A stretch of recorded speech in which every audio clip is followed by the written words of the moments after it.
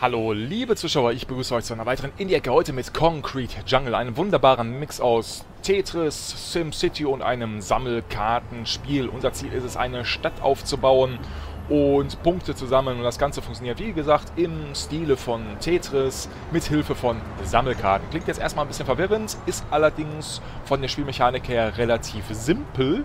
Allerdings mit einer recht steilen Lernkurve.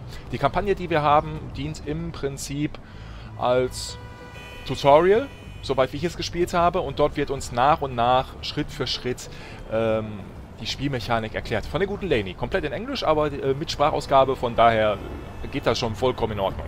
Bevor wir anfangen, möchte ich die Entwickler loben. Die haben nämlich eine wunderbare Option eingebaut. Wir haben hier diese Stream Safe Music. Denn Concrete Jungle hat Musik, die ist Copyright geschützt. Da könnte es Probleme geben auf YouTube oder auch auf Twitch. Und deswegen soll man dieses hier einschalten, diese Stream Safe Music, falls man davon Videos machen möchte. Und dann wird Musik abgespielt, die genauso gut ist, aber nicht lizenzrechtlich geschützt ist. Sehr, sehr löblich. Großes Lob an die Entwickler. Ich würde sagen, wir starten in die Kampagne ein. In Caribou City und schauen uns den ersten Level an. Das ist Holyville. Aber Holyville ist schon fertig. Wir bauen die Nachbarschaft an. Welcome to the small town of Holyville. My name is Lainey, and I'm here to show you the ropes. Hallo Lainey. Looking around is pretty easy. You can use the right mouse or the keyboard's cursor, or W, A, S, and D keys. Okay. You can also zoom in and out using the mouse wheel or the R and F keys. In front of you, there is a small grid upon which you can place buildings. Genau, das ist unser Spielfeld. Auch wenn Lainey das gleich nochmal erklären wird, auf die Gefahr hinaus möchte ich euch das trotzdem erklären. Hier werden wir unsere Gebäude platzieren. Hier sehen wir nachher Karten, die hochkommen. Da können wir dann jeweils die Karte bzw. das Gebäude oder den Effekt platzieren. Wir müssen verschiedene Punkte erreichen pro Reihe, damit sich die Reihe auflöst. In dem Fall jetzt aktuell 2 Punkte pro verschiedene Reihe müssen wir erhalten. Und anders als bei Tetris kann man zum Beispiel nicht erst die Reihe fertig machen, die sich dann auflöst. Man muss immer die erste Reihe fertig machen zum Auflösen. Man kann zwar alle anderen vorher schon fertig machen, punktzahlmäßig, aber dann lösen die sich nicht auf. Those buildings are determined by a series of cards. Let's draw some now and get started. That will do nicely. Na bitte, sehr schön. At the top here is the next card in your build list. It's a school, pretty useful. On the card is a small 3x3 grid with a building icon in the middle. This displays the building's effect on its adjacent tiles. Genau, die Schule hat zum Beispiel diese 4 blauen Felder. Diese 4 blauen Felder verwandeln dann die Felder um die Schule herum in ein Feld, was +1 gibt. Diese +1, die blauen Felder, kann man dann zum Beispiel mit Häusern einsammeln. Aber das wird uns Lainey jetzt bestimmt erklären. Blue squares represent +1 point. So the school will give +1 points to the tiles immediately adjacent to it. Genau. With a card selected, you can now place it. Notice how the blue highlights represent the area effect as displayed on the card. Ja, Wahnsinn, Lainey. Let's put the school here. Na, wenn du das sagst. Jetzt sehen wir schon, die Felder hier rum haben jetzt einen +1 Wert. You'll notice there are now some plus score markers on the empty tiles that were affected by the school. If we place point-collecting buildings on those positive scoring tiles, we'll get points. Super. It just so happens the next card in your build list is a houses card. Notice how it tells you on the card if the building collects points or not. Ja, steht ja drunter. Sehen wir hier, Collect Points. So let's get some points. Nehmen wir das Haus und packen es dahin, weil Lainey möchte, dass wir es hier hinpacken. Naja, Tutorial halt. Great! Sehen wir auch hier, +1 in dieser Reihe. We now have 1 point due to the combination of the school's area effect and the house. We have a target to reach for each column. Currently, that target is 2. You can see your current target right here in the top right. In order to fulfill that target for each column, we need to use a combination of buildings that affect their surroundings and point-collecting buildings. Next up, we have a car wash. This card also has some red squares, which means it will have a negative effect on those tiles. Genau, die haben natürlich nicht nur positive Effekte, die Karten, sondern in dem Fall auch negative Effekte. Oder wie zum Beispiel hier bei der Factory, die danach kommt, nur negative Effekte. Ganz doofe Karte, die Factories. Dabei machen die nur Nägel und Verpackung. Blöde Factory. But crucially, it has positive effects in the places we need right now to bring our house up to 2. Genau. Select and place the car wash so that our house is given another point. Richtig, unser Haus ist ja hier auf diesem blauen Feld der Schule, hat ein +1. Wenn wir jetzt den Carwash richtig daneben setzen, wenn sie mich lässt, dann hat das Haus automatisch +2. Wir sehen auch mit dem kleinen Pfeil über dem Haus und schon haben wir dann die Reihe gelöst. We now have 2 points in the first column thanks to our house, school, and car wash. Also notice how the red negative area effect from the car wash canceled out one of the points from the school. Now the first column is complete. Look what happens. Yes, Reihe aufgelöst, dafür bekommen wir The column has Punkte. been cleared. That means you bank the points from that column, which are then multiplied and added to your total score. It also means you get a new empty column to build in here on the right. The immediate aim of the game is always to clear the first column, but you'll have to plan ahead with your building placements in order to do that for future columns. Those are the basics, but let me show you what happens if you forget to place a point-collecting building in a column. Genau, das kann auch passieren, dass man eine Reihe so voll baut, dass man nicht an die benötigte Punktzahl kommt, um die aufzulösen. Fill this column with the following non-point collecting buildings. If any building area effects spill off the side of the grid, they will have no effect. You can use this to your advantage sometimes. Machen wir das mal. Bauen wir die Reihe voll, sodass wir sie nicht auflösen können. Now we have no point collecting buildings in this column. This will likely happen to you sometimes, but just to be clear, it's something you want to try and avoid. And not just because we have a brewery and factory next to a school. Naja, lernen die Kinder das schon mal. With no means of collecting points, this column cannot reach its target. Therefore, it's just going to sit there while we fill up the rest of the empty land. We need to force clear it. Once the first column is filled, you'll notice this little button flashing at you. All we have to do is click it to force clear. Genau, das können wir aber nicht unendlich machen, denn das kostet uns jedes Mal, um eine Reihe, die wir nicht auflösen können, ein Leben. Hier wird unsere Zahl der Leben angezeigt, erreicht die 0, ist klar, ist der Level nicht geschafft. Great! However, force clearing isn't free, it costs you 1 life. You can see how many lives you have left here. Make sure you use your lives sparingly. Once you run out, you'll fail the level. Now see if you can complete past this column here using the next batch of buildings. Das werde ich jetzt versuchen. Hier ist auch schon unser Levelziel. Diese Reihe müssen wir erreichen, um den Level zu beenden. Wir haben ein Haus, das packe ich natürlich hier auf die 1. Noch ein Haus, welches ich direkt daneben packe. Ja. Mit der Schule können wir dann dieses Haus hier pimpen. Reihe gelöst. Den Supermarkt, den setze ich mal hier oben hin, in eine Reihe, die wir gar nicht mehr zu bebauen brauchen, damit wir hier die 3 blauen Felder haben in unserer Zielreihe. Hier noch ein Haus.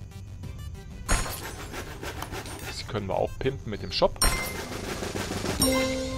Die Brauerei bewirkt im Prinzip gar nichts. Die packen wir hier oben hin. Noch ein Haus. Dahin, die Factory hier hin. Wirkt sich zwar auf das Haus hier aus, aber das ist ja nicht so wichtig. Brauerei daneben. Noch ein Haus, welches ich hier hinpacken kann. Da kann ich nämlich daneben die Schule setzen, um beide Häuser zu pimpen und somit das Level zu gewinnen. Oder? Ja. Looks like you're ready for the next challenge. Oh yeah, baby. Wenn man eine bestimmte Punktzahl erreicht in einem Level, kriegt man halt 3 Sterne, man gewinnt Erfahrungspunkte dazu, mit denen man Karten freischaltet, die man dann im Sandbox-Modus benutzen kann. Das werde ich euch am Ende nochmal kurz zeigen, diesen Sandbox-Modus. Wir gehen in den zweiten Level, nach Luther Fields.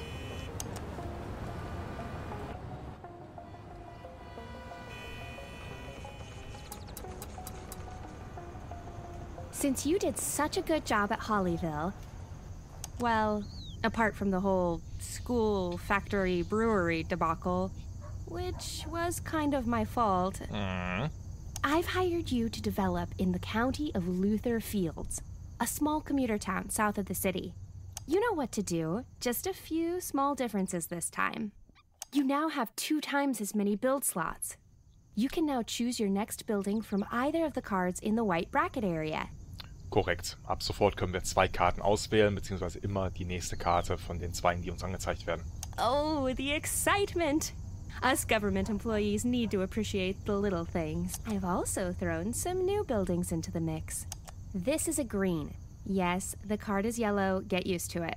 It's one of my favorite entry-level cards. It lets you choose a tile around it to give +1 to. Super useful. Ist tatsächlich super useful. Die Karte kann man platzieren, ist dann, weiß ich nicht, ein Park oder eine Wiese.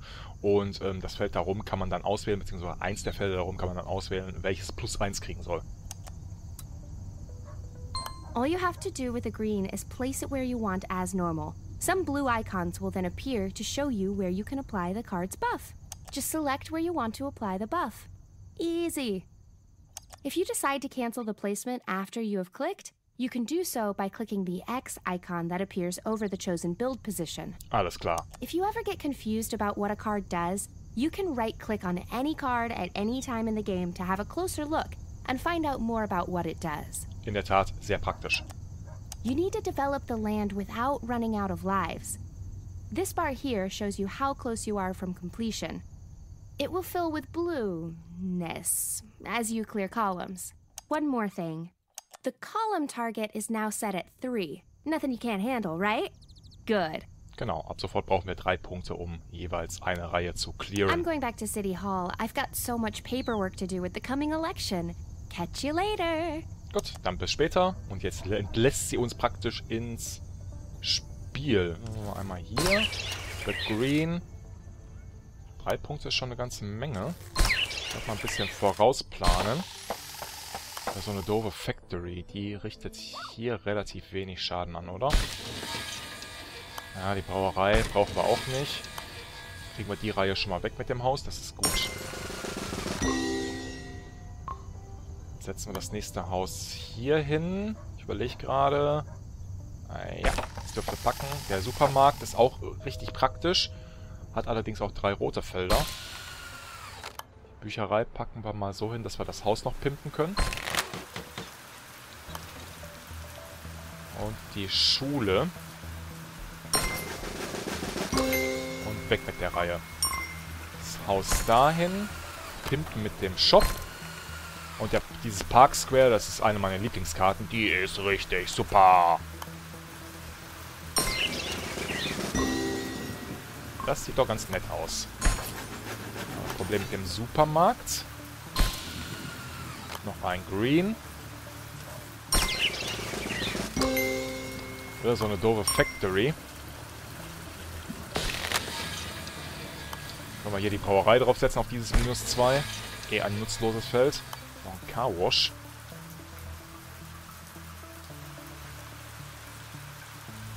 Ich glaube, das tut sich hier ganz gut. Kurz überlegen. Ich packe erstmal das Haus hier hin. Das nächste Haus dahin. Die Schule dahin packen. Dann habe ich ein +1. Das Green daneben. Nee, Moment. Ich kann den Shop dahin setzen. Dann das Green dahin. Dann hätte ich schon mal die Möglichkeit, 3 Punkte zu sammeln hier in dem Abschnitt. Okay. Ich jetzt gucken, was wir mit dem nächsten, mit der Reihe hier machen. Hier noch ein Green. Hier auch die Möglichkeit für 3 Punkte. Das war mit der Reihe weg hier. Da kommt schon das Ziel. Kein Moment zu früh. Aber die doofe Factory. Park Square. Wichtig. Hier unten haben wir die Möglichkeit, 3 Punkte zu holen. Hier oben noch nicht. Ich glaube, das Park Square macht sich hier ganz gut.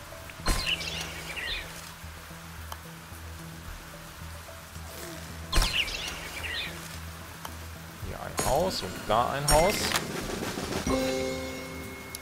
Brauerei ist ja so ein blödes Feld, was kein Mensch braucht. Hier kommen wir locker auf 3 Punkte, da kommen wir noch nicht auf 3 Punkte. Also muss ich am besten hier den Shop dahin setzen, dann haben wir die Möglichkeit auf 3 Punkte zu kommen. Ja. Schule, auch wichtig. Was kommt danach? Carwash. Mal kurz nachrechnen. Das Carwash ist wieder... Brauchen wir eigentlich nicht. Das ist erstmal so.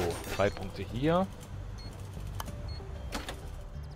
Der Supermarkt ist ganz praktisch. Brauchen wir den Carwash jetzt eigentlich gar nicht mehr. Factory ist natürlich wieder... Erstmal hier unten die Reihe wegmachen, glaube ich. So. Können wir den Bereich noch pimpen?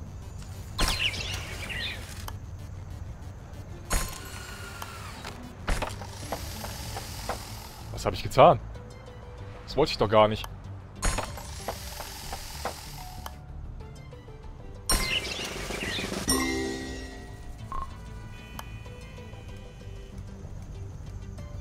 Das hat keine negativen Auswirkungen, oder? Packen wir da hin.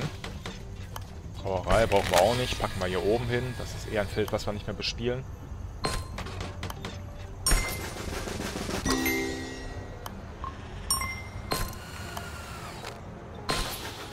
Brauchen wir nur ein Haus. Nicht mehr. Dann haben wir den Level nämlich geschafft. Puh. Excellent. Ja, muss man schon aufpassen, wo man was hin platziert. Aber mit fortlaufender Spieldauer, je häufiger man spielt, wird man schon sicherer in der Sache. Und noch eine neue Karte freigeschaltet. Wie nett. Sagen, den nächsten Level zeige ich euch auch noch. Na, Grapefruit District. Da lernen wir nämlich auch noch die ein oder andere wichtige Sache kennen.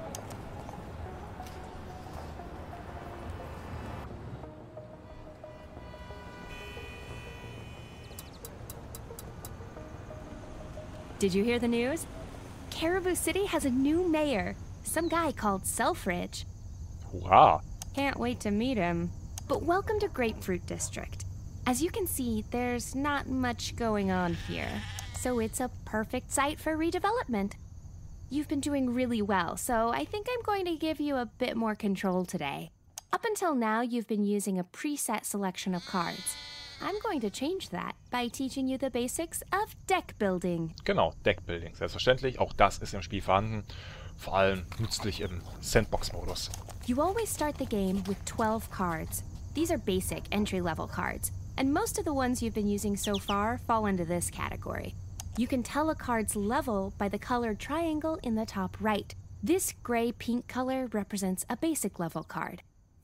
Und für alle, die sich schon gefragt haben, wofür steht diese gelbe 1 und diese orangene 1, dazu kommt die Lane jetzt gleich. Diese gelbe 1 füllt hier oben den Balken auf, die orangene 3 füllt hier unten den Balken auf.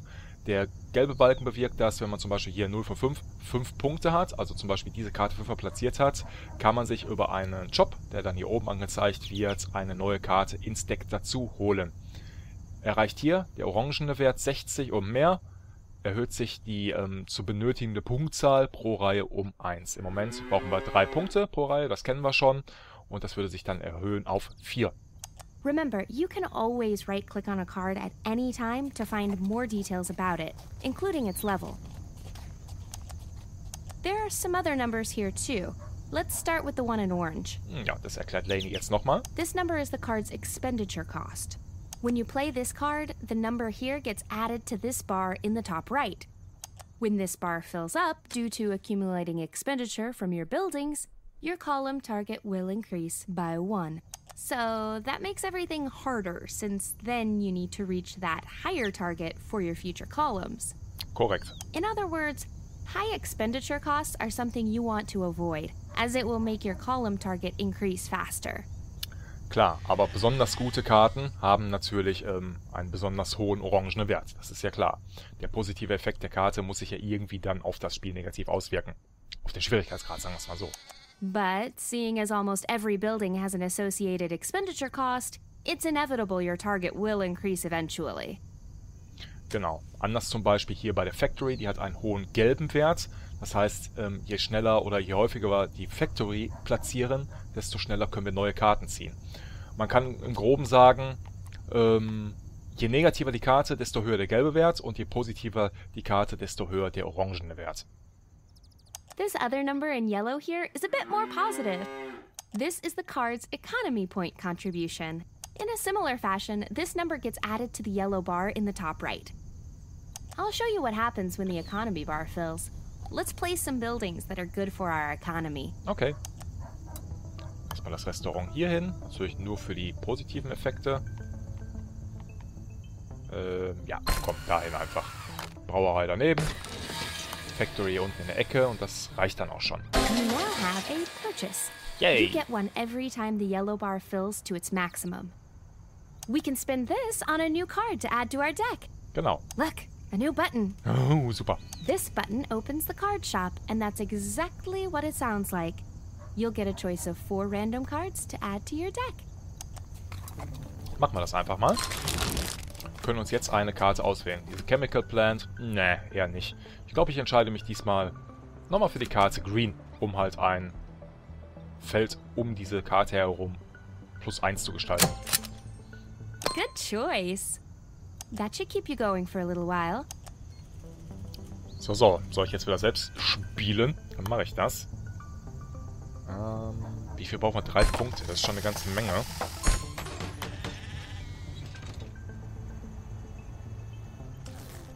Machen wir das so. Oh ne, den habe ich falsch platziert. Das war doof von mir. Und kommt noch ein Green. Also nicht so schlimm. Da hätte ich jetzt die Schule so hinsetzen sollen. Egal. Nichts passiert. Noch nicht. Das Haus dahin. Dann können wir nämlich das Green hier hinpacken und die Reihe hier unten auflösen. Park Square, eine super geniale Karte. Packen wir dahin. Können wir noch ein Haus daneben setzen. Sehr schön.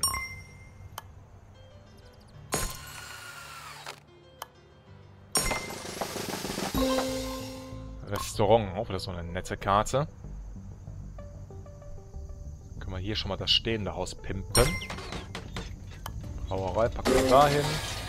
Können uns eine neue Karte leisten. Park Square, super. Nehmen wir natürlich mit rein. Factory packe ich mal hier oben hin. Hier haben wir 3 mögliche Punkt 1, 2, 3. Hier die Zahl haben wir schon erreicht. Also muss ich die Reihe hier als nächstes pimpen. Die Schule daneben. Genau.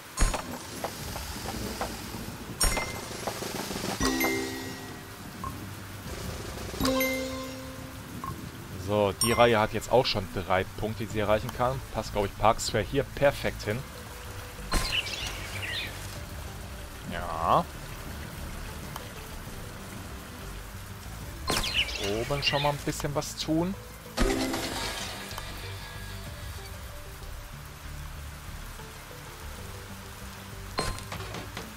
Noch ein Park Square. Man kann nie genug Parks haben in der Stadt.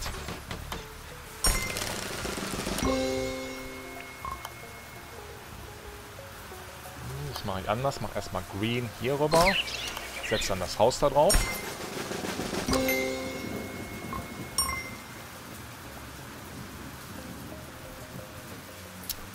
Blöde Karten jetzt nächstes kommen.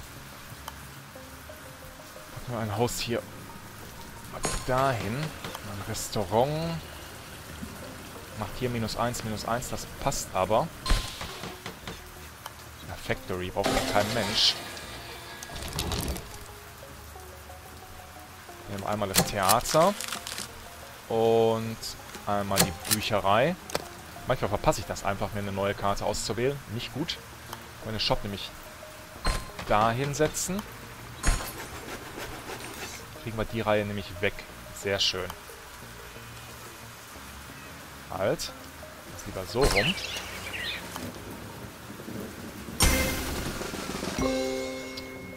Oh, jetzt müssen wir, glaube ich, schon 4 Punkte erreichen. So. Oder reichen noch 3 Punkte? Da bin ich mir jetzt nicht so im Klaren drüber. Sieht so aus, als ob noch 3 Punkte reichen. Na, vielleicht ist das nur in dem Spiel jetzt so. Normalerweise müssten wir jetzt ab sofort 4 Punkte pro Reihe erreichen, um die Reihe aufzulösen.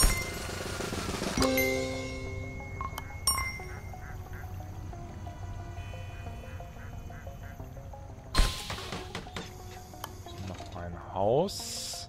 Das packen wir dahin. Theater kommt auch wieder wie gerufen. Brauerei hier unten hin. Braucht kein Mensch. Noch ein Park Square. Dann haben wir Glück mit den Park Squares. Dann haben wir alle Reihen faktisch aufgelöst. Ne, unten die Reihe noch nicht, aber das machen wir jetzt. Das Haus dahin. Die letzte Reihe können wir auch nochmal mit der Schule pimpen. Restaurant hier oben hin. Das sind ja jetzt alles Bereiche, die wir nicht mehr bebauen müssen. So, das sollte reichen, um den Level zu schaffen.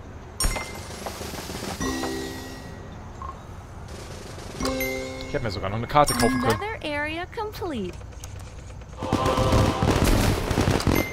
Aber leider nur 2 Sterne. Naja, aber okay. Aber okay. An die grauen Zellen, muss ich mal sagen. Hier in Caribou City bei Concrete Jungle. Ich zeige euch nochmal kurz, was man im Custom Game machen kann, in sozusagen Sandkastenmodus. In dem normalen Solo-Modus spielt man halt so lange, bis man platt ist, kann sich ein eigenes Deck dabei zusammenstellen aus den Karten, die man schon freigespielt hat. Man kann gegen den Computer spielen, praktisch so wie Tetris zu zweit, habe ich bisher noch nicht ausprobiert, werde ich aber sicherlich in Zukunft mal tun. Der Classic-Modus ist ähnlich wie der Solo-Modus, nur halt, dass man sich vorher kein Deck zusammenstellt und das Ganze mit zufälligen Karten spielt. Gut, das war Concrete Jungle, gibt's bei Steam, wirklich ein sehr tolles Spiel. Von mir gibt's da einen Daumen nach oben für, ohne Frage. Und es kostet, was kostet es? 13, 14, 15 Euro, irgendwas so um den Dreh. Ist aber wirklich jeden Pfennig wert. Wird ein gut gemachtes Indie-Spiel. Kann man, glaube ich, die eine oder andere Stunde drin versenken. Mir fällt's auf jeden Fall sehr gut. Ich bedanke mich bei euch fürs Zusehen und dann sehen wir uns beim nächsten Mal wieder. Bis dann. Bye, bye.